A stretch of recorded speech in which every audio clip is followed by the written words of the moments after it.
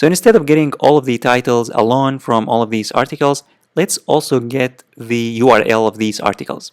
So how can we get the URL? Well, if you go back and check here click on inspect, and then if you check out the elements, you'll find that this element has, as you can see, it has a tag, and it has this text, and it has href and then the URL. So we are interested also in this URL. How can we get this URL?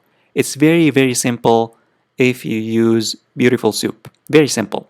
So this is going to get the text, but what if you want to get the a tag itself? So you can simply say a.a without using the text, but this is going to get the tag itself. So we need, instead of just getting the tag, we need the href.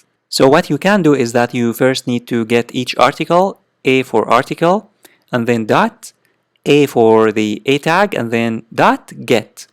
And then you pass the href here in quotes, href. Now if you save and run our script, guess what?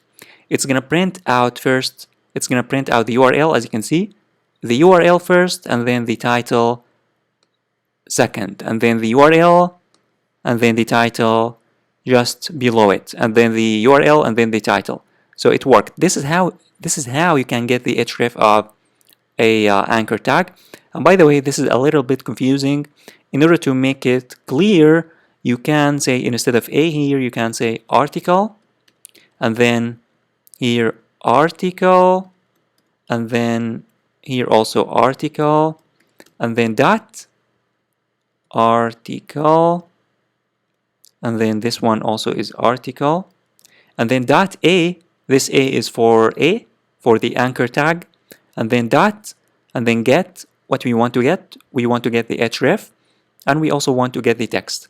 And you can here say print and print nothing in order to add some space between them. If you save and run again, as you can see, it's gonna work. Awesome. As you can see, awesome. It got the URL, and then the title, and then the URL. So it worked. And you can even run your script here from the terminal to make sure that it's working.